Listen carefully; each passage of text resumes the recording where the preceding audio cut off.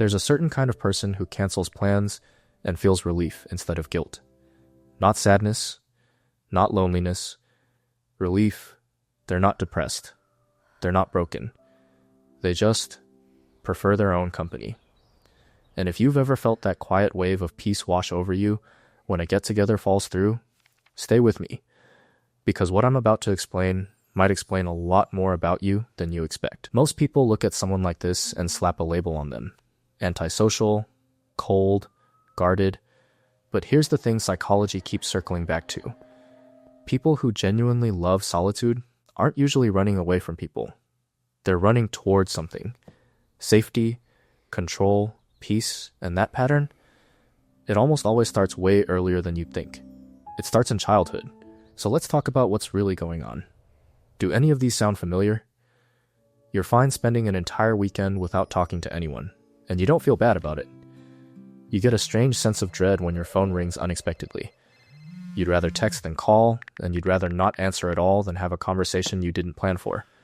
You've been called so independent your whole life, like it's a compliment, but something about that word never quite sits right with you. You care about people. Deeply, actually, but being around them for too long leaves you drained in a way that alone time never does. If even one of those hit close to home, you're not imagining it. There's a reason for it, and it's not that something is wrong with you. Here's the part most people never learned. As kids, we're supposed to figure out one basic thing about the world. Are people safe to lean on or not? When a little kid is scared or upset or excited about something, their first move is to look for a person. A parent. An older sibling. Someone bigger than them who can help them make sense of what they're feeling. And if that person actually shows up, with patience and comfort the brain quietly files away a lesson, people help. People are safe. But not every kid gets that. Some kids cry and get told to stop being dramatic. Some kids get excited about something and get brushed off because a parent is stressed, or busy, or just not built for that kind of connection. Some kids ask for help and get met with irritation instead of support. And a few times, that's not a big deal. Kids are resilient. But when it happens over and over, year after year, something shifts. The kid doesn't consciously decide anything. Nobody sits down at age 7 and thinks, I will now trust myself more than other people. It happens quietly, underneath conscious thought. The brain just starts adjusting the math. Reaching out led to disappointment. Reaching out again is risky. Better to handle this myself. And that's where it begins. Now here's where it gets interesting, because this next part explains why these people don't turn out weak or shut down. They turn out capable. That kid doesn't just give up. They adapt, and honestly, the adaptation is kind of brilliant. Instead of waiting on someone else to calm them down, they teach themselves to calm down. Instead of sharing every worry, they learn to sit with it and solve it quietly. Instead of needing someone else to make them feel okay, they build that skill inside themselves. At first, this is just survival. A coping strategy. A kid finding a way to get through days that felt unpredictable. But strategies that get repeated enough don't stay strategies. They turn into personality. Fast forward 20 years, and that same kid is now an adult who handles pressure without falling apart, who doesn't lean on anyone, who seems completely fine on their own. People around them say things like, I don't know how you do it. You're so strong, so independent. And it feels like a compliment. It usually is meant as one. But if you actually ask that person how it feels on the inside, a lot of them will tell you something surprising. Independence for them isn't always a strength they chose.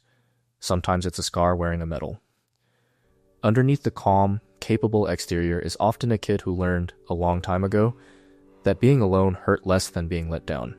Let that sit for a second, because I think it's one of the most important reframes in this entire topic. Quick pause if any part of this is landing for you. Drop a comment and tell me at what age you think you started figuring things out on your own. I read these, and honestly the answers people give always surprise me. Now here's the twist that most people completely miss. You'd think someone with this history would end up disliking people, avoiding them completely. But that's usually not what happens at all. Most people who prefer solitude actually like people. A lot. They enjoy real conversations, They care about their friends, sometimes more intensely than anyone realizes, because they notice everything. They just don't want to be around people constantly, and there's a very specific reason for that. It's not that people annoy them, it's that people are unpredictable, and their nervous system learned a long time ago that unpredictable equals unsafe.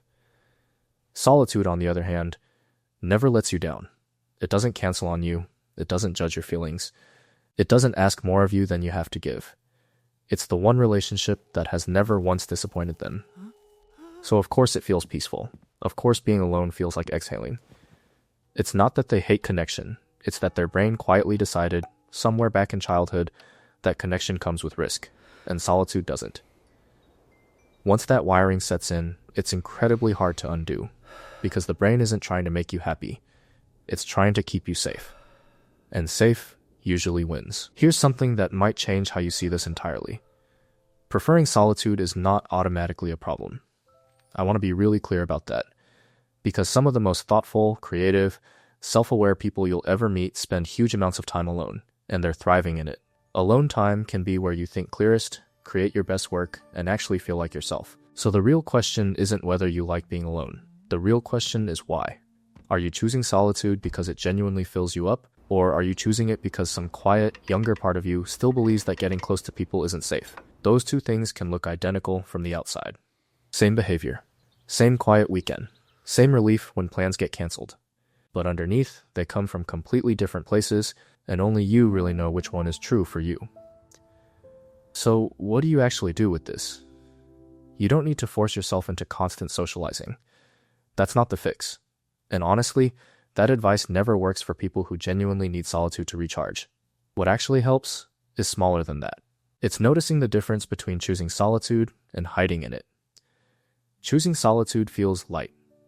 It feels like coming home to yourself. Hiding in solitude feels like relief mixed with something heavier underneath, a kind of quiet avoidance you don't always want to look at too closely. It also helps to notice who, if anyone, you let get close. Not everyone. Just one or two people, because healing this pattern was never about becoming more social.